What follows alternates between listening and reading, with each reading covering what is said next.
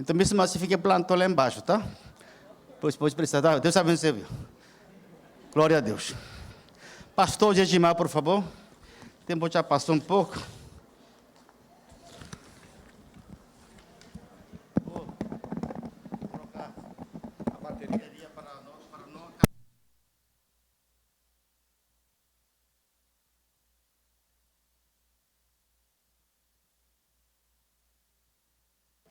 Trabalha com segurança. Mas deixa aqui, isso é melhor. Aqui qualquer coisa. Vamos ficar de pé. Eu pedi pastor Enoque que venha aqui fazer oração pelo pastor Gedimar, por favor.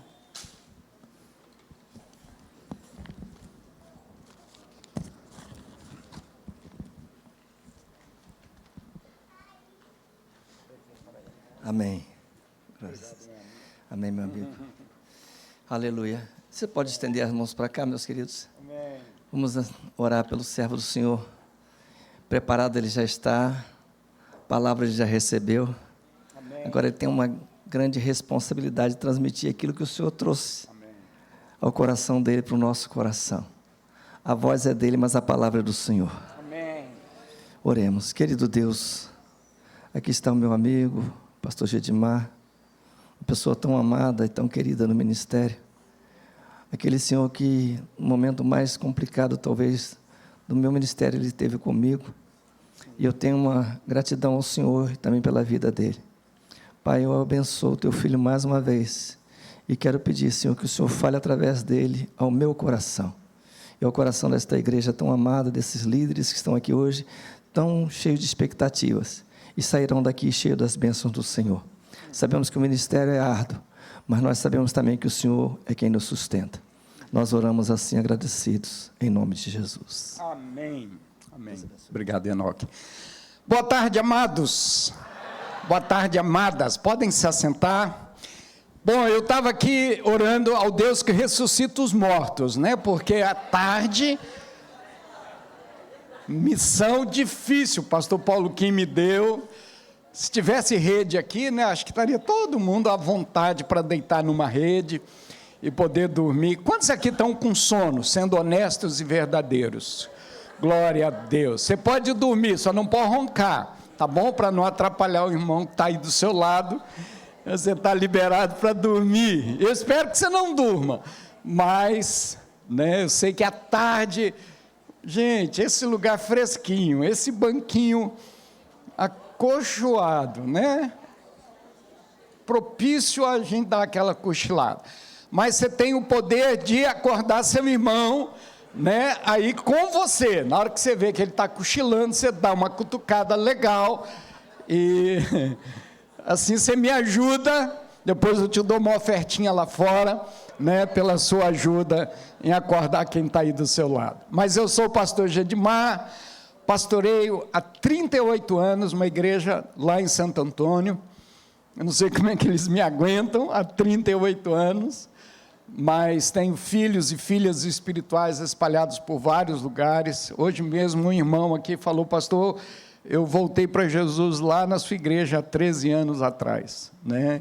Então a gente vê essas coisas e graças a Deus. Fala, Paulo. Não precisa, já me apresentei, rapaz. Eu esqueci de apresentar. Que isso? O Gedimar, ele já foi presidente de MAP do Brasil, entendeu? Muito apoio aos pastores e igreja, né? Muito tempo, tá? Ele é um dos coordenadores também do Brasil, do Espírito Santo, e muito tempo. Eu nunca vi um pastor como ele, que tem dom de mestre, ensino. Muito bom, tá? Só levar um pouquinho o seu status, né? Assim, tá? Para a gente mais expectativa de ouvir.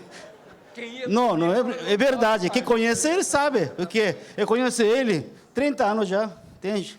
Desde o MAP com o pastor David Cornfield, né? Entende? Lá, ABC. Tem quase 30 anos já. Então, conheci ele há tempo. Hein? Amém. Tá? Ele sempre sorridente, homem de Deus. Ele não muda, né? Outra coisa, ele é muito humilde. Tá? Humilde, honesto, transparente, tá? E homem de Deus, tá? Então você vai gostar. Só que eu quero uma coisa: ele não é como o Domingão, que brinca, grita, pula para cá, não. Ele não é assim, não. Entendeu? ele fala, mas presta atenção no que vai falar, tá certo? Vai ser muito bom e também profundo o que ele fala, cada palavra aqui neste lugar. Amém? Amém. Quem ia dormir não vai dormir mais depois dessa apresentação, né? Mas agora eu tenho que ficar acordado. Realmente eu não vou pular igual Domingos, né? Eu vou enfiar a faca devagarzinho. Espero que você receba uma cirurgia espiritual aqui nessa tarde. Eu sei que tem pastores, presbíteros, diáconos, líderes, né? Mais diversos departamentos da igreja. Eu vou me referir a todos vocês como ministros ou ministério, tá? Então não se sinta menosprezado, pelo contrário, se sinta incluído, inclusive as mulheres. Se eu usar muito a linguagem, né, do ponto de vista masculino, né, então não se sintam desprestigiadas aqui essa tarde, entendam que eu estou falando também para você, mulher que está no ministério. E mulher é pior do que homem, né? Porque mulher pega tudo para fazer. Homem ainda seleciona algumas coisas, mas mulher vai pegando. Se for igual a minha esposa, minha mulher trabalha mais do que eu. Eu recebo o salário, ela que trabalha mais do que eu lá na igreja, porque ela pega tudo que tem para fazer, né? Ela assume. E eu entendo que aqui tem muitas mulheres assim. Tem ou não tem? Tem ou não tem? Vocês estão entendendo o que eu estou falando, não estão? Então, eu vou falar abrindo o jogo sobre o ministério. Se eu tivesse ouvido isso que eu vou falar, antes de assumir o ministério, talvez eu não tivesse entrado no ministério. De verdade, não estou sendo irônico e nem fazendo piada, não. Eu acho que tem muita coisa que a gente não fala sobre o ministério. A gente acha que as pessoas sabem, a gente faz de conta que elas sabem, elas fazem de conta que sabem, e a gente vai tocando o barco assim. Agora a pergunta é, será que a gente pode continuar desse jeito? Será que a igreja de Jesus aguenta mais uma década? Se a gente não entender a seriedade do ministério? Estou te assustando? É para assustar mesmo. Porque se você não está preparado para o ministério na igreja, entrega o cargo hoje ao Paulo Kim e diz, olha, está aqui, pastor, foi muito bom ter servido, porque ministério é para quem, de fato, entende o peso disso. Não dá para você continuar brincando com o ministério. Eu quero ler duas passagens. Primeira passagem, se puder colocar ali no telão, 1 Timóteo capítulo 3, versículos 1 a 7. Tem aí a passagem, você podia colocar para nós? Você vai botar do seu jeito, né? Eu tenho lá no estudo, tá bom? 1 Timóteo capítulo 3, versículos 1 a 7. Pastor Domingos se referiu a essa passagem, mas quantos aqui, quando chegaram para a igreja, chegaram para liderar alguma coisa na igreja, entregaram um currículo ao pastor Paulo Kim ou ao seu pastor? Você entregou um currículo? Não? Pois então, o currículo está aí. 1 Timóteo capítulo 3, versículos de 1 a 7, deveria ser o currículo que todos nós aqui, dá para ler todo mundo? Está dando para ler? Que todos nós deveríamos apresentar, não ao Paulo Kim, não ao nosso pastor, mas a quem? Quem é o Senhor da obra? Quem é o dono da igreja? É Jesus. E se Ele colocou os critérios, amém? Você está entendendo isso? Ele colocou os critérios. A gente pode baixar esses critérios? E muitas vezes é isso que a gente está fazendo. Para a gente ter líder na igreja, a gente diz assim, não, vem, não é não, Tiago? Vem do jeito que você tiver, a gente precisa. Mas, gente, no reino de Deus não é assim que funciona. Ou a gente faz do jeito de Deus, ou a gente não faz. Porque se a gente se meter a fazer a coisa de Deus do nosso jeito, vai dar ruim, não vai funcionar. Por isso, o critério está aqui. Vamos ler. Vamos ficar de pé para você ler comigo? Eu quero você acordado, então eu preciso fazer algumas coisas para você se movimentar aqui nessa tarde. Vamos lá? As mulheres leem os versículos ímpares, os homens vão ler os versículos pares. Lembra quando era assim na igreja? De vez em quando a gente fazia mulheres, né? Então vamos lá, mulheres.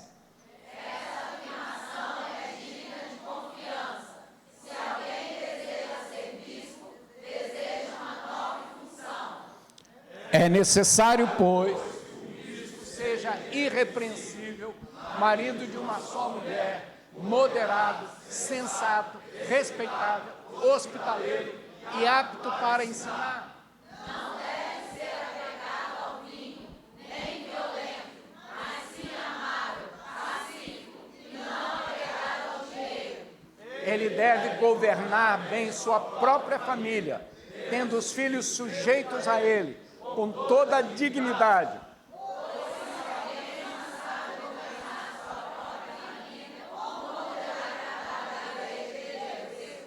Não pode ser recém-convertido, para que não se ensoberbeça e caia na mesma condenação em que caiu o diabo. Também deve ter boa reputação perante de fora, para que não caia nesse sede, nem na cilada do diabo. Amém, vocês estão acordados, viu? Eu vi. Segunda passagem. Só fica em pé mais um minutinho. Segunda passagem, todos nós conhecemos de cor e salteado, 2 Timóteo capítulo 2, versículo 15. Vamos dizer, desliga aqui, vamos ver se a gente sabe dizer. Bom, pode deixar, por causa da versão, né? Cada um tem uma versão diferente. Vamos lá? Não, acende, por favor, eu mudei de ideia. Isso, vamos lá? Procure apresentar-se a Deus aprovado, como obreiro que não tem de se envergonhar e que maneja a palavra da verdade. A minha versão diz que maneja bem a palavra da verdade, pelo menos o que eu decorei, né? Pode se assentar, eu não mandei não, mas vocês já assentaram, então pode se assentar. Vocês são desobedientes mesmo, né? Amém. Passa o próximo slide. Eu queria começar com 2 perguntas. E agora vocês vão ter que se virar uns para os outros aí, de 2 em 2. Eu queria que você respondesse, primeiro, o perfil exigido por Deus nessas 2 passagens que nós lemos. É fácil, difícil ou impossível? Você vai compartilhar isso. Quantos pastores você conhece? Pastores aí, então, incluindo, né, líderes de uma forma geral, todos que estão no ministério. Estão dentro desse perfil. Quantos do que você conhece realmente está dentro desse perfil? Segunda pergunta agora, que é bem pessoal. Dá uma nota para você, em como você se vê dentro desse perfil, tá bom? Então compartilha com a pessoa que está aí do seu lado. Eu vou dar 5 minutinhos, tá bom? Para vocês compartilharem. Ninguém fica sozinho, por favor. Você compartilha de 2 em 2, chega aí pertinho, se precisar ser 3, né, por causa da sua bancada, você vai fazer isso.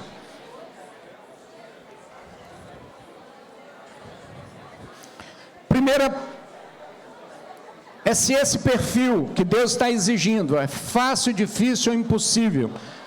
Quantos ministros, pastores, obreiros você conhece que estão dentro desse perfil e dê uma nota para você quanto a esse perfil. Estou vendo gente sozinha aqui na minha frente, não pode de jeito, você está em pecado mortal, e deixou cair alguma coisa no chão, ao se levantar. Converse com alguém, compartilhe com alguém.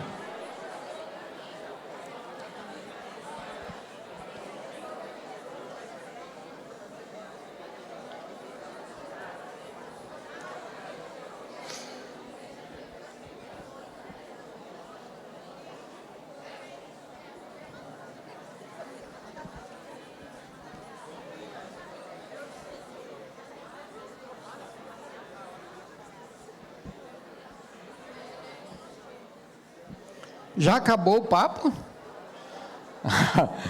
Não pode, o negócio é sério demais para a gente só falar sim ou não. É muito sério.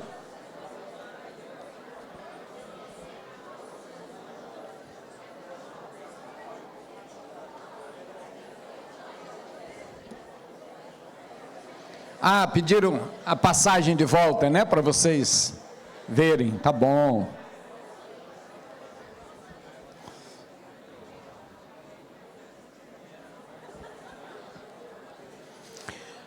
Beleza, acho que não deu 5 minutos não, mas eu preciso... Aquele reloginho corre mais do que normal, tá? Ele fica voltando assim, rapidão demais. Volta aqui para mim, então. Paulo começa dizendo assim: esta afirmação é digna de... Por que Paulo fala isso? Quem que se aventura a dizer? Pode falar para mim aqui, pode gritar aí do banco. Por que Paulo faz essa afirmação? Ou por que Paulo começa esse texto dizendo isso?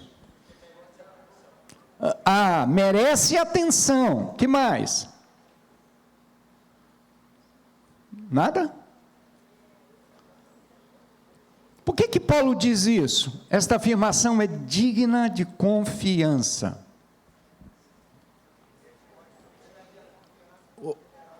Oi, fala mais alto, só para eu te ouvir. Não tem nada a ver com isso. É Paulo dizendo: o que eu vou dizer, Paulo que está escrevendo a Timóteo, tá? O que eu vou dizer é digno de confiança. Ele está dizendo: Timóteo, o que eu vou dizer, isso é sério. O que eu vou falar, você precisa, né, Ricardo falou isso, prestar muito atenção no que eu vou dizer. Quem era Timóteo, quem era Paulo? Paulo, né, o grande missionário, o grande desbravador daquela época, e Timóteo era o quê? Filho na fé de Paulo, que Paulo havia deixado para pastorear a igreja, que ele começou.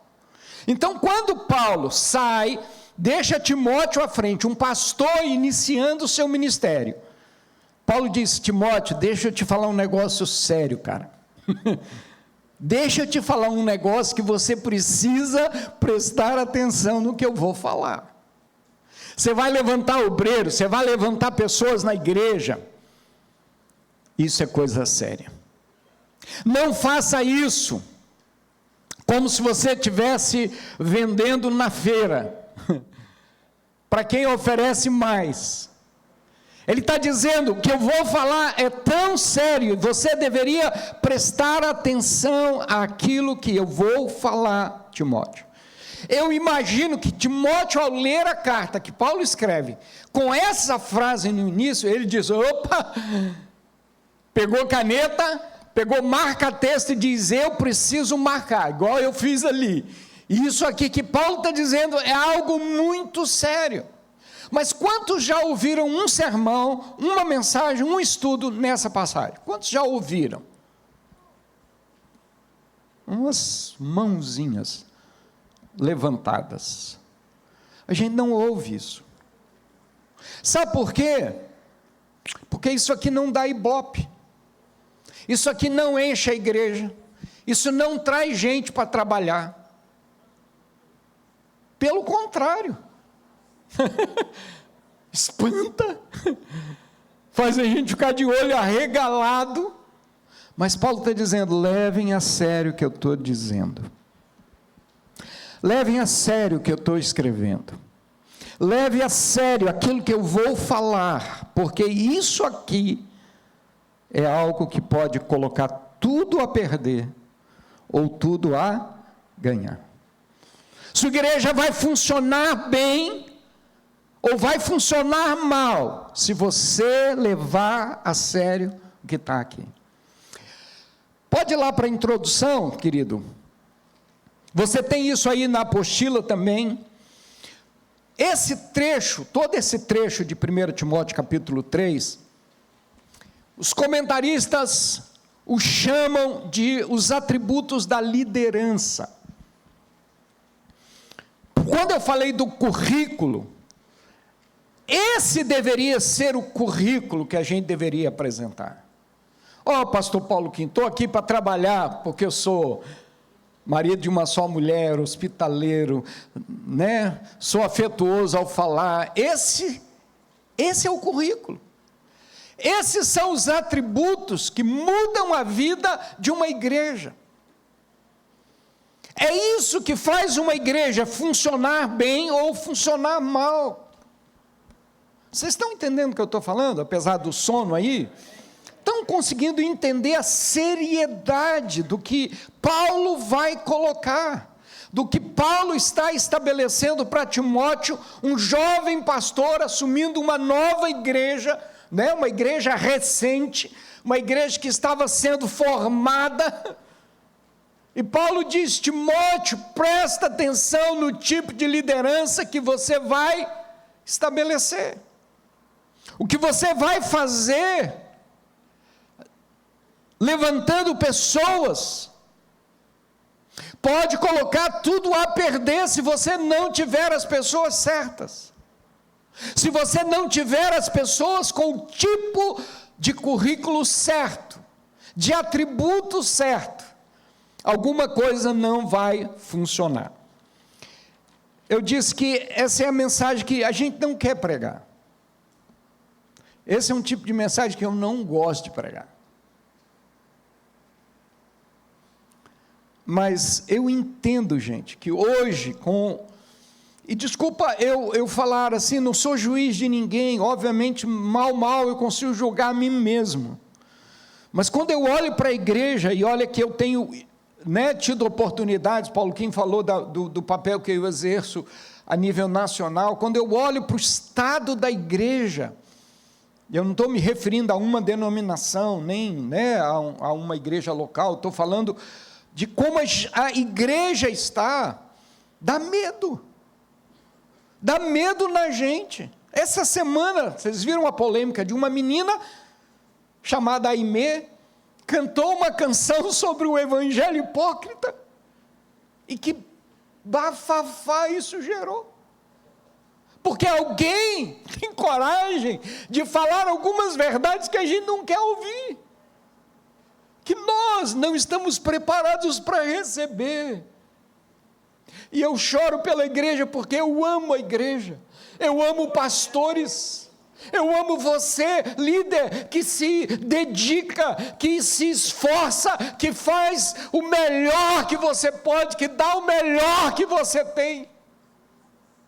Eu louvo a Deus todos os dias por sua vida, mas isso não diminui a seriedade do que a gente está ouvindo da palavra de Deus. Isso não, puxa para baixo o nível.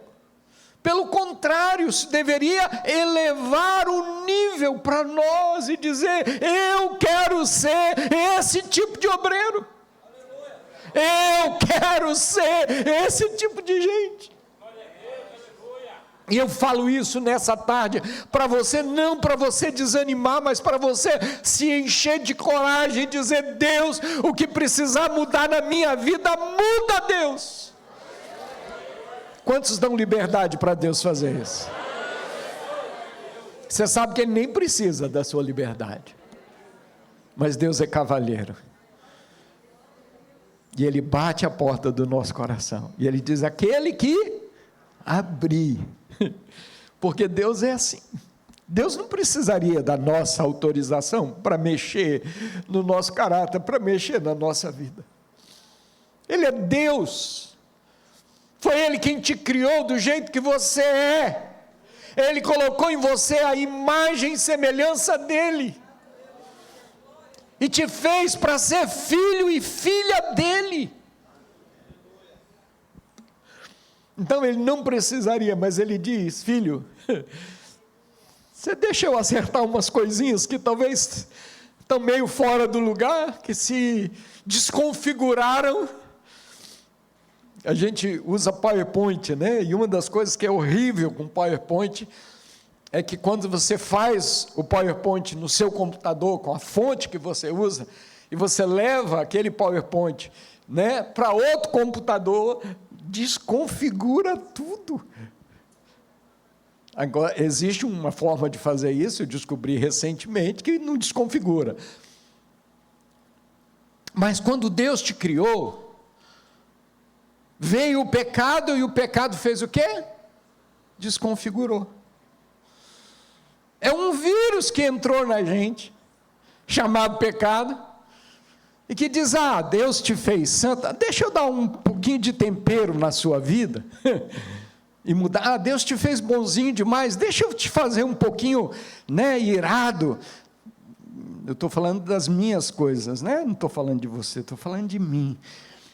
Naquelas coisas que eu sei que ficaram desconfiguradas em mim por causa do pecado. Agora, Deus quer reconfigurar cada um de nós para sermos aquilo que Ele gostaria que a gente fosse no reino de Deus. Essa passagem, as duas passagens, na verdade, deveria ser o nosso checklist. Quantos aqui fazem checklist? Lista de coisas a fazer. Checklist, né? Eu faço isso toda semana. Essa semana eu tenho que fazer isso, ligar para fulano de tal, responder esse e-mail, e eu vou ticando, né? Isso aqui deveria ser o nosso checklist, o nosso check-up espiritual. A gente deveria parar diante dessa passagem, pelo menos uma vez por ano. Assim como a gente faz check-up físico, né, recomendado, homem faz isso? Faz nada. Né? Homem fala, tem que ir no... Como é que cuida dos homens? Urologista, vocês até sabem, né? Mas já foram? Pastor, esse negócio... eu já fiz cirurgia de próstata, bom de não ter mais próstata, é que eu não tenho mais que fazer exame urológico. Pronto, acabou. Resolvi meu problema, né, perdendo a minha próstata e ficando de boa. Mas esse é o check-up que a gente deveria fazer. E eu vou entrar nesse check-up daqui um pouquinho. E eu quero abordar, né, nessa mensagem, 3 coisas. Primeiro, pode passar ali isso. Três coisas. Eu quero fazer algumas observações, com base nessa passagem, ou nessas passagens. Depois eu vou olhar com vocês algumas implicações dessas verdades. E, por fim, eu vou fazer algumas aplicações, olhando para a nossa própria vida. Então, posso começar? Posso? Vamos lá. Primeira coisa, primeira parte, observações.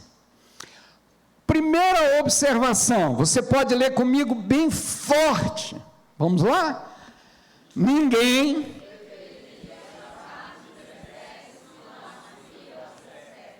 Lê de novo, agora com um pouquinho mais de força. Vamos lá? Ninguém...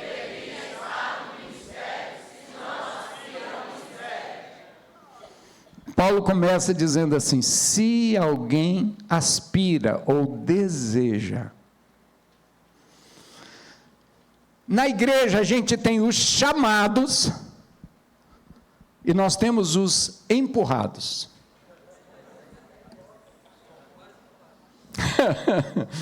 Eu acho que está mais para empurrado do que para chamado, né? Aquele tipo de gente, estou precisando de alguém para cuidar das crianças, porque tadinha das crianças, elas estão lá, ninguém cuida delas, como é que nós vamos fazer? Elas bagunçam o culto todo, aí alguém fala assim, meu Deus, eu tenho que ajudar. Esse é um empurrado. Ele vai por um ato de misericórdia, não é o que ele deseja. Paulo está dizendo que nós deveríamos desejar a liderança, aspirar, chegar de noite no seu travesseiro e dizer, como eu gostaria de ser um líder na igreja, como eu gostaria de ser um presbítero, um diácono. Como eu gostaria de ser um pastor, um líder de célula, um líder de ministério. É como se Paulo estivesse dizendo, era isso que a gente deveria sonhar de noite. Esse deveria ser o sonho do coração do cristão. Ele deveria aspirar. Mas não como alguns fazem. Eu me lembro de alguns anos atrás, lá na igreja, um irmão, ele disse, pastor, eu vou sair da igreja. Eu falei, por quê? O que aconteceu? Eu desejo ser presbítero, e eu acho que aqui nunca vou ser presbítero, então eu vou para outra igreja. Esse não aspira ao ministério. Esse quer um cargo.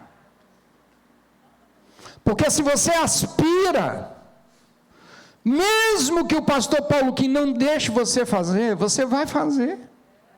Independente do cargo. Porque isso é um chamado. E quem chama não é o pastor, não são os homens, quem chama é Deus. Deus te chamou para fazer alguma coisa na igreja, e Ele te capacitou com dons para fazer. Não é legal isso? Deus colocou em nós dons. Quando eu comecei em ministério, 1900, como o Domingos falou aqui, né? Na época de Guaraná de rolha, não é isso? 1986 eu iniciei o ministério. Alguns aqui nem sonhavam, né, em existir. Vou fazer 40 anos de ministério daqui 2 anos. Eu queria fazer tudo, Paulinho. Eu fazia, gente, 500 visitas por ano. 500 visitas por ano. Tem alguém aqui que faz 500 visitas num ano? Tem? Eu fazia. Eu pregava todos os cultos. Eu, como sempre fiz, preparava todos os materiais da igreja. Eu queria fazer tudo. Até que um dia eu entendi quais eram os dons que Deus havia me dado, e meu chamado. Você foi chamado por Deus para alguma coisa específica que Deus te colocou para fazer. Tem coisas que todos nós temos que fazer. Por exemplo, orar. É chamado, é dom, ou é ação de todo crente? Mas tem um ministério. Tem gente que foi chamado para o ministério de oração. Mas todos nós temos que orar. Correto? Evangelizar. Tem gente que tem o dom, o chamado, né? Efésios capítulo 4, ele diz que a uns ele colocou na igreja, como apóstolos, profetas, evangelistas, pastores e mestres. Então tem gente que Deus disse, ei, tem alguém evangelista aqui, que é evangelista nato? Pô, não tem ninguém aqui não, nenhum evangelista. Lá na igreja eu tenho alguns. Andar com o João Carlos, meu presbítero, é um problema, porque ele te bota numas enrascadas.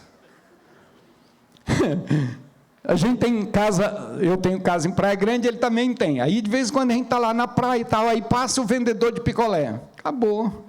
O cara vai ficar 1 hora com ele ali, ele falando de Jesus para o camarada. Eu falo, João, deixa o moço trabalhar, João, ele precisa vender. Mas ele é um evangelista nato, ele vai entrar no ônibus, ele vai evangelizar alguém, ele vai na padaria, na fila do pão, ele vai falar de Jesus para alguém. Quem ele encontrar, ele vai falar. Esse é evangelista nato. Esse tem o dom de evangelismo. Mas todos nós temos que evangelizar? Claro. Então não confunda tarefas na igreja com chamado. Você tem um chamado de Deus para a sua vida. Fala para a pessoa que está aí do seu lado, qual é o seu dom? Qual é o chamado que você tem?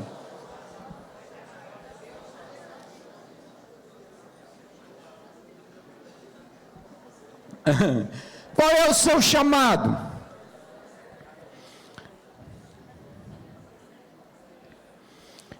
Quando eu descobri isso, eu parei de visitar. Porque eu fazia porque era minha função pastoral. Mas não era meu chamado. E aí eu não estava fazendo bem o que eu deveria fazer e fazendo o que eu não deveria estar fazendo. Claro, eu visito pessoas doentes, enfermas, mas hoje umas 50 por ano, talvez. É isso mesmo, não se escandalize. Porque eu descobri que meu dom era ensino. E ele diz que aquele que ensina, esmere-se no fazê-lo. Eu falei, eu preciso me esmerar em ensinar. Aí o que eu fiz? Deixo a igreja sem visitação? Não.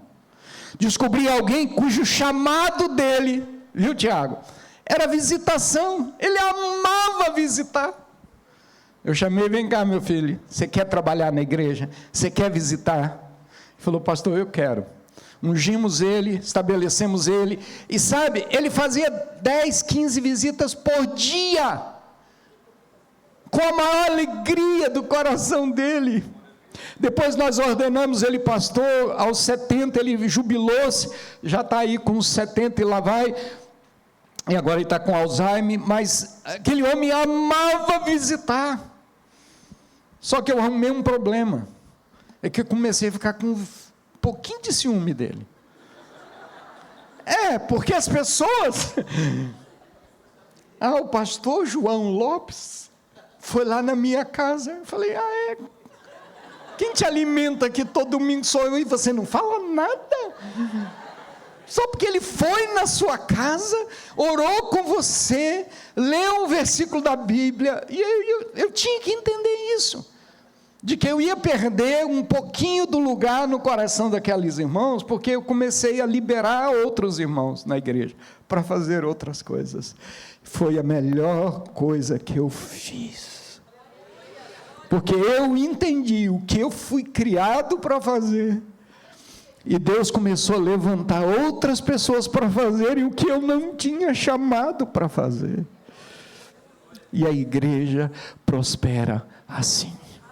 Então, se você almeja o episcopado, se você almeja ser usado por Deus, excelente coisa você está desejando. Queira mesmo, filho, não da maneira errada, porque a primeira coisa que você precisa entender é que ministério é um chamado e não é um cargo. Ministério é chamado de Deus, não é o cargo que você tem. Se eu não for presidente do ministério diaconal, eu vou sair da igreja. Meu pai, você precisa se converter, filho. Por favor. Se eu não for a líder das mulheres, do ministério de mulheres da igreja, eu vou pedir minha carta de transferência. Pede logo. Você está no lugar errado. Porque igreja não é lugar para gente que quer posição, é para gente que quer servir, é gente que é chamada por Deus.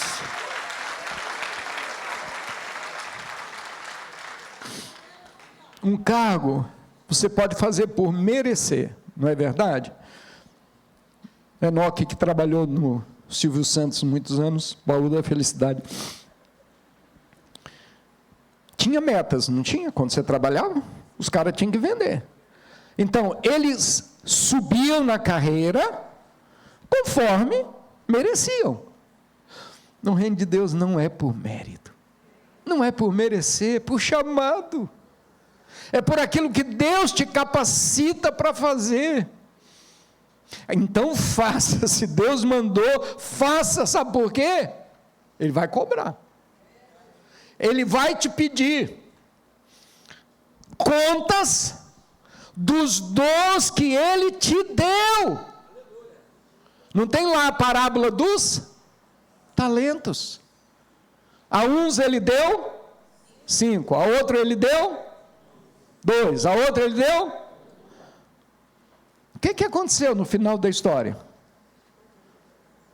O cara que recebeu um diz, é muito pouquinho. Eu só fui chamado por Deus para ser zelador da igreja? Vou não.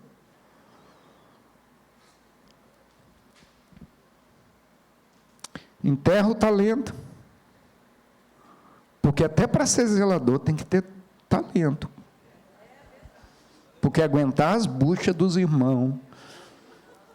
Termina o culto, 10 horas da noite, o povo batendo papo. Lá na igreja a gente tinha um zelador, seu Cici.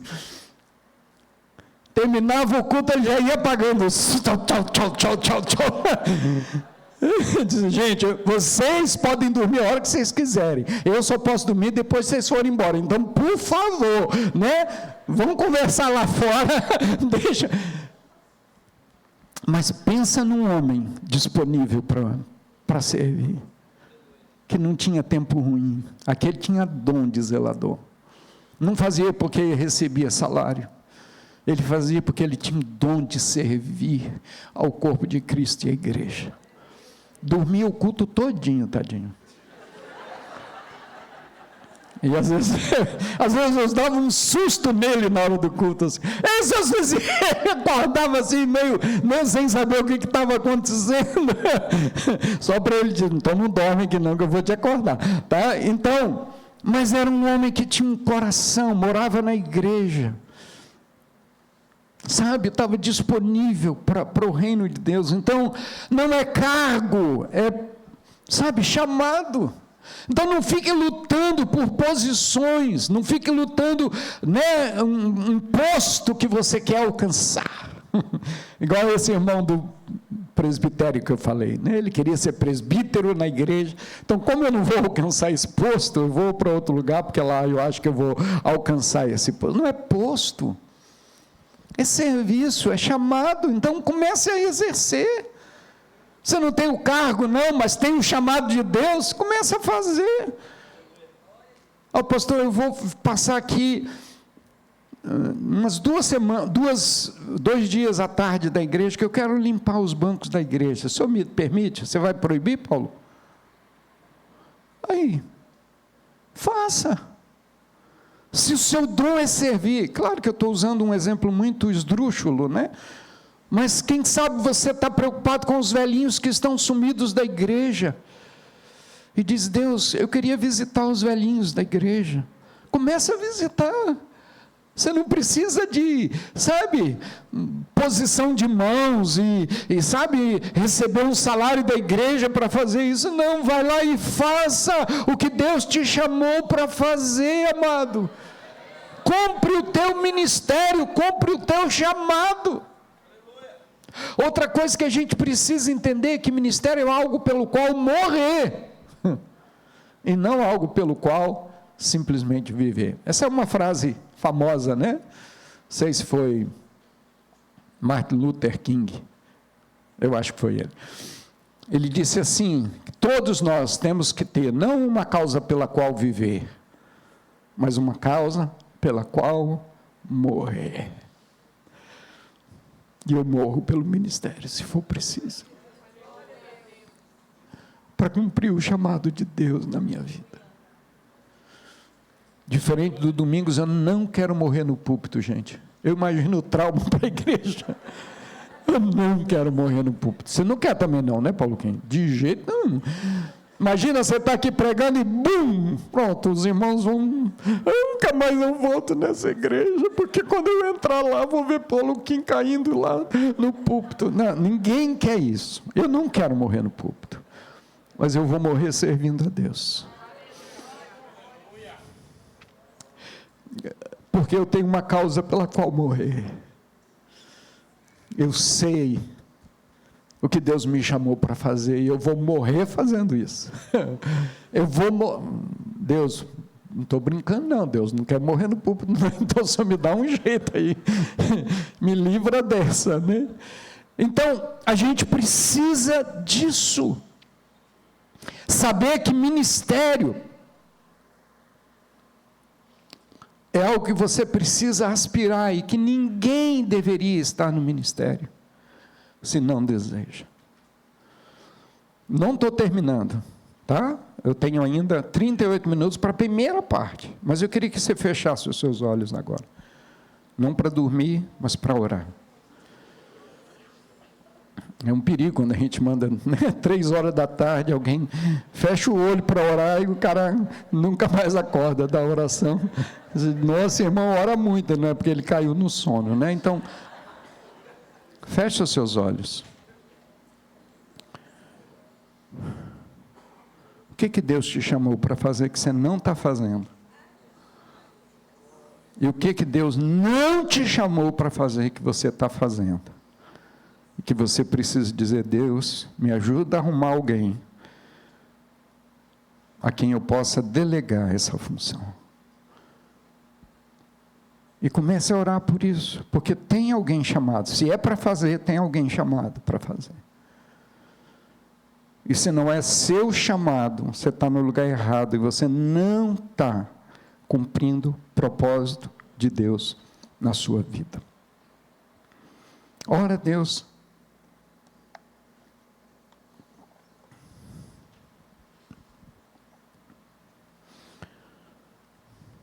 Pai, eu oro pelos meus irmãos, minhas irmãs nessa tarde. Que cada um descubra seu lugar no corpo de Cristo. E que exerça seu chamado, seu dom, seu ministério, sua vocação, de acordo com aquilo que foram chamados para fazer.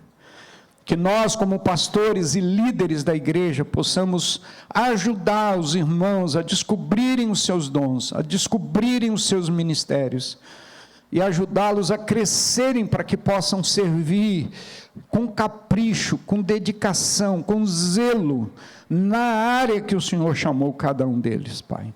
Eu oro e te peço isso em nome de Jesus. Amém. Agora, por favor, não vai entregar seu carro para o Paulo Kim no final desse dia, não.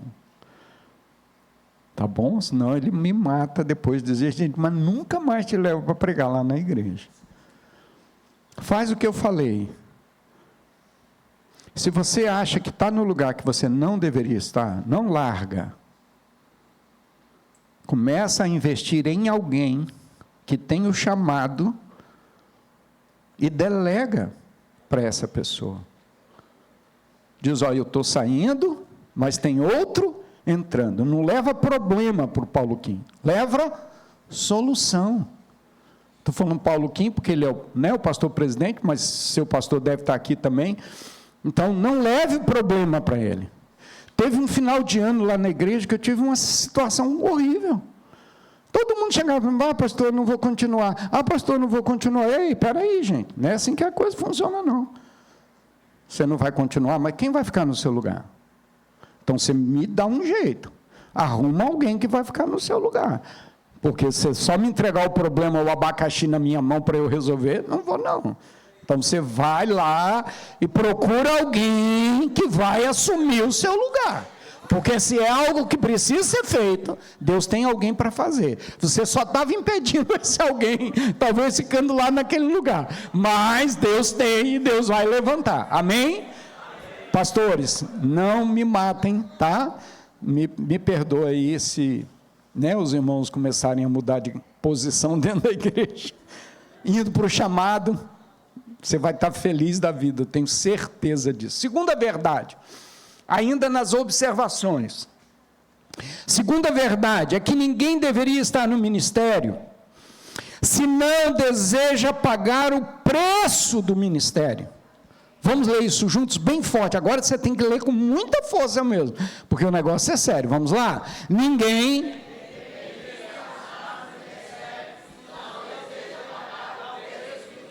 Só as mulheres lendo. Ninguém deveria estar no ministério se não deseja pagar o preço do ministério. Agora só os homens, vocês vão ver como é que é mais forte. Vamos lá. Ninguém deveria estar no ministério se não deseja pagar o preço do ministério. Entendeu ou preciso que desenha? Se você não está disposto a pagar o preço, não entra. Porque tem um preço. Paulo diz assim: se alguém deseja o episcopado, nobre função deseja, excelente função deseja. Então entenda uma coisa, que o ministério é nobre, ele é honroso, e é justamente por isso que ele tem um preço alto. Tem um alto preço, porque ministério não é glamour, é lágrima. Ministério não é show, é bastidores, não é palco, para você aparecer para as pessoas, é muito mais lá no seu cantinho de choro, de lágrimas, não é tapinha nas costas, é dar a cara a tapa. Você quer o bônus do ministério? Tem que querer também o ônus do ministério. Quando eu vejo o pastor reclamando de igreja, eu falo, caramba, você não entendeu ainda não, filho? Tem um preço. Não vai ser moleza, nunca foi. Eu estou há 40 anos no ministério. Sabe qual era meu sonho? Ser arquiteto. Eu queria ser arquiteto. 18 anos, eu fiz vestibular, mas nos 18 anos Deus me chama para o ministério. Eu deixei tudo para ser arquiteto de vidas. Eu me arrependo algumas vezes. Não, brincadeira. Não me arrependo. Não me arrependo. Meus filhos, agora já casados, né, depois de muito tempo, eles dizem, pai, você devia voltar e fazer o seu curso de arquitetura. Você queria tanto ser arquiteto. Eu falo, filho, eu não tenho mais 5 anos para ficar num banco de faculdade para fazer o que Deus me chamou para fazer. É muito sério. Eu não posso mais gastar tempo. Porque quando você entende, você abre mão de tudo, querido, para fazer o que Deus te chamou para fazer. Não tem mais espaço para distrações na sua vida. Você não perde mais tempo com coisas que você não deveria fazer. Lembra lá de Neemias? Está construindo um muro, aí os sambalates da vida diz, vem cá, Neemias, vamos bater um papo. O que Neemias respondeu para ele? Eu tenho uma grande obra para fazer, não tenho tempo para distrações da minha vida. Quantos estão entendendo o que eu estou falando aqui essa tarde? Que Deus fale ao seu coração, amado, não perca tempo com coisas que estão só distraindo você para não cumprir o chamado que Deus tem na sua vida. Pastor Hernandes, ele falou uma frase dizendo assim, ministério é um chamado para o serviço e não para o estrelato. O ministério é mais serviço e menos status. É trabalho mais do que honra. Você está entendendo? Se você não estiver disposto a pagar o preço do ministério, não entra no ministério. Não vá para o ministério. Vai ser um problema para você e vai ser um problema também para a igreja. Você que está com a minha apostila aí, você vai ver que por causa do tempo, eu vou pular muitas coisas, depois você lê, se inteira o que está aí escrito, tá bom? Vamos para a terceira observação que eu quero fazer. Nós temos 29 minutos para encerrar a primeira parte, e eu vou entrar nela, e ela talvez é a parte mais longa agora. Vamos lá, juntos de novo? Ninguém...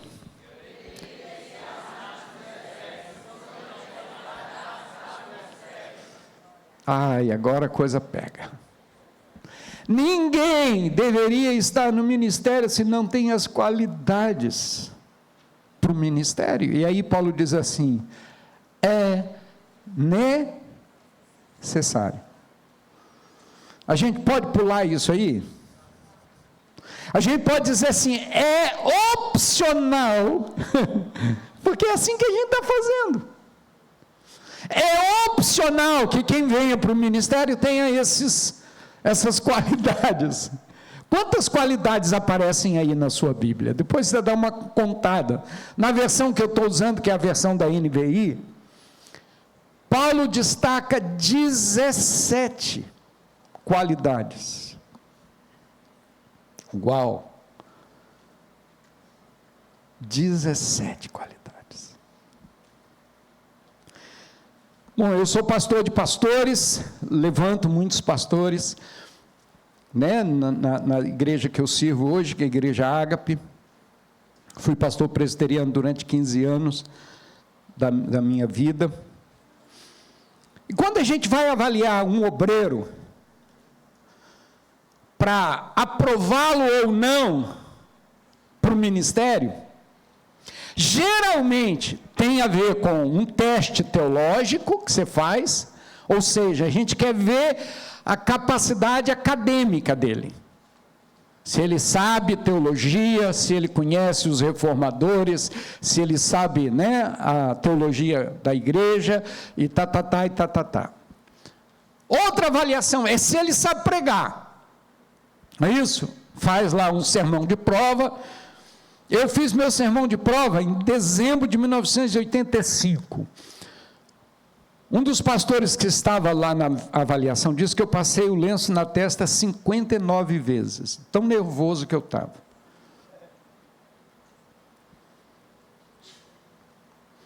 Às vezes as nossas avaliações se pegam na parte acadêmica e na parte de pregação ou ensino, né?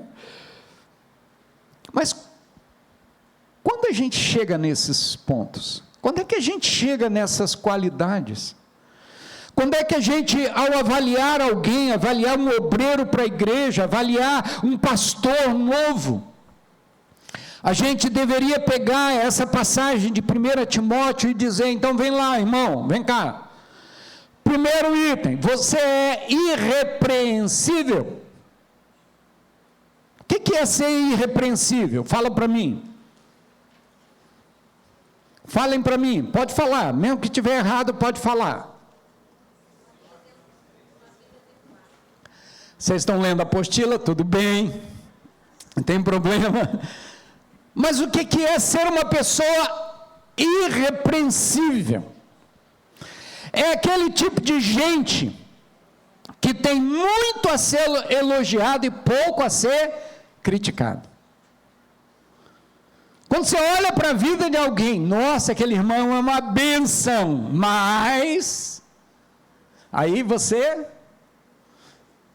deveria ser o contrário. Esse irmão tem esse problema, mas olha isso, olha isso, olha isso. Isso é ser irrepreensível. É não ter nada na vida dessa pessoa que mereça repreensão, correção. Se você tem alguma coisa na sua vida que mereça repreensão, procure imediatamente o seu pastor e diga, pastor, cuida de minha vida nessa área. Eu tenho essa área que precisa. Em 2002, eu estava vivendo de maneira repreensível. Eu me envolvi com pornografia. Foi a pior coisa da minha vida.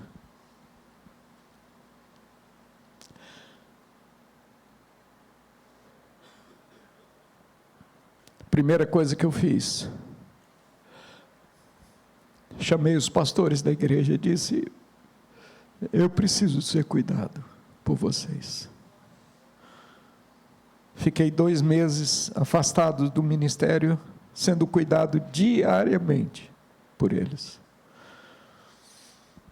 Falei para o meu grupo de discipulado, o Dudu, acho que já estava no grupo base na época, meu grupo de pastoreio, compartilhei com eles, e eles todos os dias ligavam para mim. Como é que você está, Gedimar? Está vencendo? Como é que está a sua vida? falei para minha esposa, talvez a pior parte. E por fim compartilhei diante de toda a igreja. Aí uma pessoa depois do culto disse: pastor, seu ministério acabou. Eu falei: não tem problema. O que eu não posso é continuar vivendo de maneira repreensível, fazendo de conta que está tudo bem. Mas na verdade meu ministério não acabou. Pelo contrário, muitos homens me procuraram e disseram: pastor, muito obrigado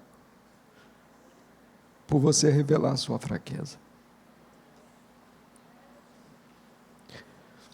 E ao invés de perder a autoridade, eu ganhei a autoridade da transparência, de ser um homem transparente com as minhas fraquezas. Seja transparente, amado. Não carregue uma vida repreensível, fazendo de conta que está tudo bem. Não está tudo bem. Ser fofoqueiro, fofoqueira, enrolado financeiramente, trata mal as pessoas. Você acha que está bem continuar no ministério assim? Você acha que você pode tratar as coisas de Deus desse jeito? Sendo repreensível? A gente ainda usa aquela desculpa: ah, mas tem gente muito pior do que eu. O problema é que Deus está tratando com ele, Deus precisa tratar em você. Seja irrepreensível, que não precisa ser repreendido, porque ele se expõe para ser corrigido. Todos nós temos falhas. Você tem, eu sei que tem. Mas o grande problema é que você faz tudo para o quê? Esconder a sua falha. Aí você se torna repreensível. Mas na hora que você expõe a sua falha e pede ajuda para correção, você se torna irrepreensível. Vocês estão entendendo o que eu estou falando? Sim ou não? Segunda coisa que Paulo fala das 17 é que precisa ser marido de uma só mulher. Pessoa que tem uma esposa, não tem amantes secretas. Um marido não tem amantes secretos. E o Brad Pitt. Brad Pitt. A Angelina Jolie. Vocês nem sabem quem é, né? Claro que sabe. A única pessoa que pode ser fonte de inspiração para você é seu marido, sua esposa. Ninguém mais pode. Outra coisa, nem a igreja pode ser amante na sua vida. Cuidado, marido, pastor, líder, que faz da igreja sua amante. Igreja não é substituto de esposa. Quantos estão entendendo o que eu estou falando? Tem uma historinha que eu sei que não é verdade, porque eu acho que ninguém faria uma coisa dessa. Diz que a família ia mudar, a família pastoral. E a mulher está lá nas agitações, arruma, caixa, bota coisa para fazer a mudança. Aí de manhã o marido pega a pastinha dele, do ministério, bota o seu terno, e aí ela chega para o pastor e diz assim: amor, se lembra, quando a gente chegar hoje à noite, quando você for voltar para casa, nós não estamos morando mais aqui não, nós estamos na outra casa. Tá bom, meu amor. O cara nem ajudou na mudança. Foi para o ministério. Chegou de noite. Onde ele foi aparecer? Na casa antiga. Disse: meu Deus, minha mulher falou mesmo que a gente ia mudar hoje. Para onde era mesmo que a gente ia mudar? Aí ele vê um garoto sentado assim na porta da casa, e diz: ei menino, vem cá, você sabe para onde a família que morava nessa casa se mudou? Ele olhou para o moço e disse: papai, mamãe mandou eu ficar aqui mesmo, porque ela sabia que você ia vir para cá. Vocês estão indo? Isso é para chorar, gente. Isso é para a gente chorar. Mas tem gente que faz isso. Eu conheci um pastor, não vou dizer nem o nome, nem cidade, nem nada, mas eu chegava lá 3 horas da tarde, ele estava de terno, gravata, capinando o quintal da igreja, 3 horas da tarde, sol lascando na testa, capinando o quintal da igreja. Tudo bem, você pode ser apaixonado pela igreja, mas nunca faça da igreja sua amante. Não faça. Mulheres que os maridos não são crentes, se seu marido falar: eu preciso que você fique em casa hoje, fica em casa hoje. Igreja não é amante. Esse marido não pode odiar a igreja por sua causa. E pode ser que ele está odiando a igreja, porque essa igreja está roubando você, a esposa dele. Seu primeiro ministério é a sua casa. Está claro isso? Sim ou não? Precisa que se explique mais. Terceira coisa, moderado. Versículo de número 2. O que é uma pessoa moderada? É um banana? É isso? O que é uma pessoa moderada?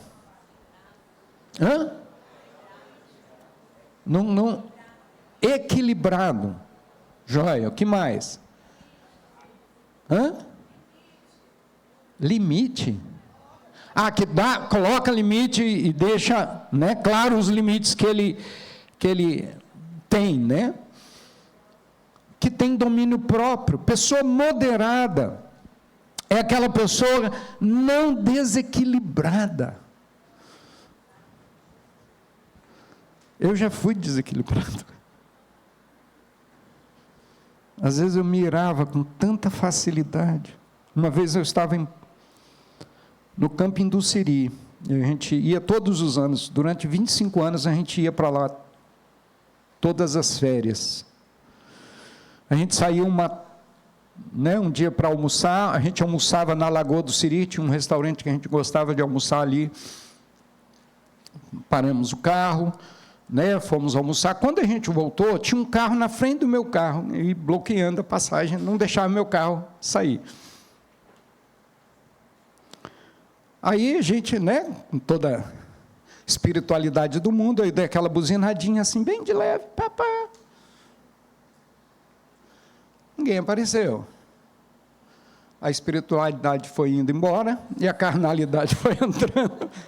Aí a buzinadinha já era pá! Sei lá, durou 15, 20 minutos. Eu buzinando, perguntando quem era o dono do carro e tal, ninguém falava nada. Lá pelas tantas, e eu já soltando marimbondo pelas ventas. Conhece essa expressão? Estava tão bravo. Wanda, minha esposa, falava assim: amor, fica calmo. Quanto mais ela falava, era pior. Aí, de repente, saiu uma menininha que estava sentada numa mesa, assim, na beira da lagoa. Quem conhece lá a Lagoa do Siri sabe, né? Tem uma ruazinha e a lagoa fica assim, e as pessoas estavam sentadas ali. Ela saiu, veio cá no carro, abriu o carro, pegou não sei o que lá e ia embora. Eu falei: ei, Moninha, menina, de quem é esse carro? Ele falou: é de papai. Aí ele falou que não vai vir tirar o carro, não. O monstro dentro de mim apareceu. Eu peguei a chave da mão dessa menina, abri o carro, desengatei o carro, ia empurrando o carro dentro da lagoa. Minha esposa: amor, por favor. Que vai? Quem você é doido? Desequilibrado. Você conhece gente assim, desequilibrada? Não serve para o ministério, a menos que consiga ser moderado. Quarta coisa, o que ele fala? Sensato. O que é a pessoa sensata? É aquela pessoa que tem prudência no que faz, que não é imprudente. E não confunda, querido, confiar em Deus com imprudência. Certa vez o diabo falou para Jesus: ei, se joga aí de cima. Deus não é seu pai? O que Jesus respondeu? Vocês se lembram? Está lá na Bíblia, Mateus. Não tentarás o Senhor teu Deus. Deus não tem compromisso com a sua imprudência, querido. Cuidado com o que você está fazendo, em nome de Deus, quando Deus não mandou você fazer. Quebra a cara, se esborracha no chão, e depois bota a culpa em Deus.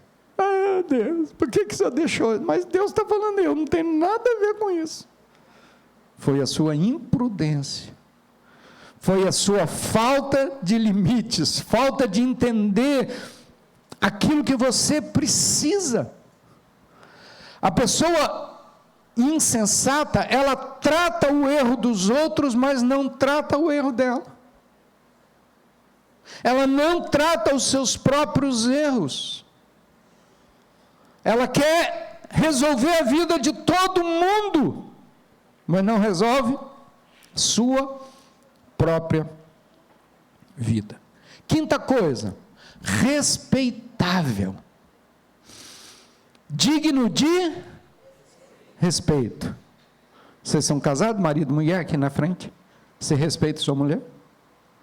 Sim ou não? Sim. Ela te respeita? Aí dela, senão, né? Brincadeira. Mas não é esse tipo de respeito que está falando aqui. Respeitável significa aquele que todo mundo olha para a vida dele e respeita pelo que ele faz, não pelo que ele é, em termos de posição, mas pela maneira como ele faz, pela maneira como ele age. Então, deixa eu te falar uma coisa. Tem respeito quem respeita. Ah, meus filhos não me respeitam. Você respeita eles? Ah, pastor, mas eu sou o pai. Não se trata de posição. Ele sabe que você é o pai.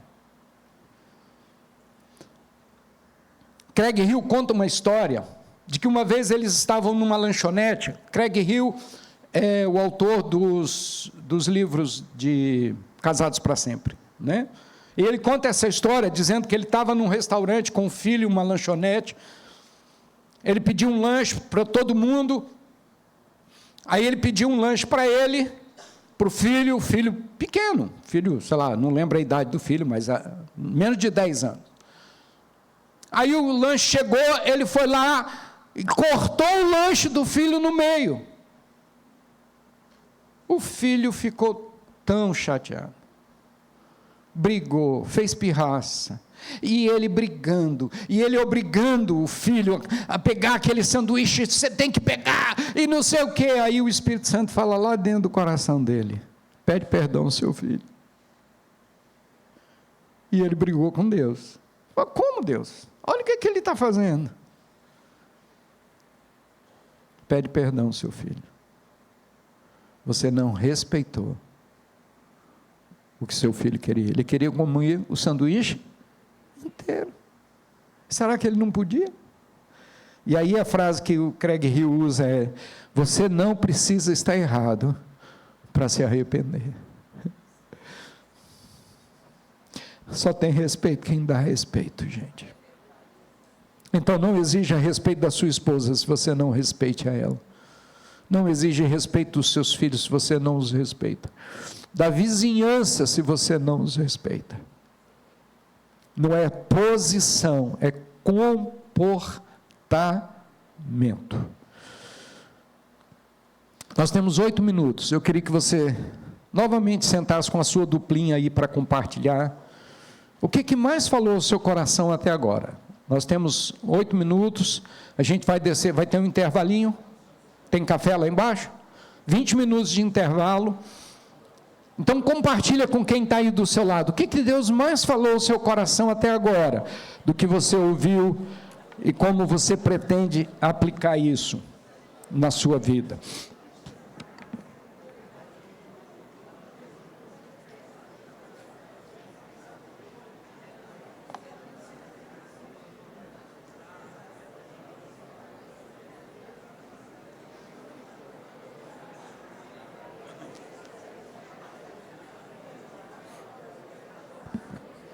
Se precisar, olha aí na apostila, né, o que Deus falou mais ao seu coração.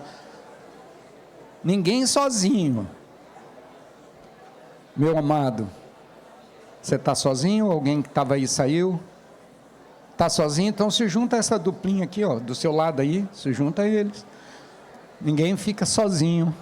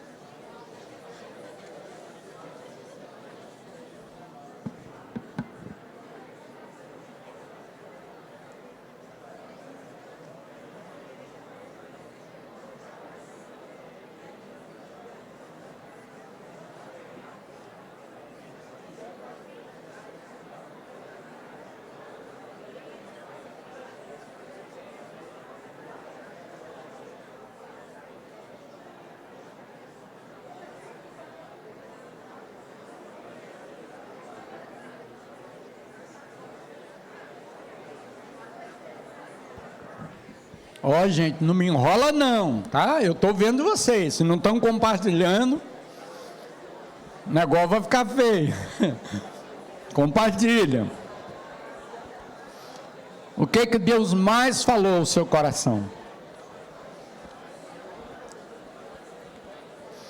Ainda tem uns minutinhos, dá para você continuar.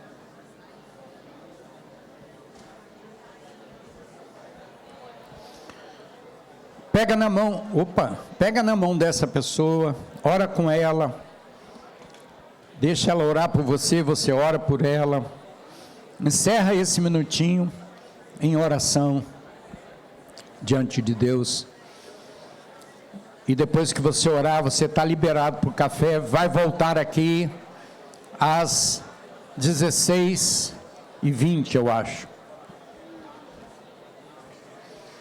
Então, ora com a pessoa que está aí do seu lado, ore com ela, por ela.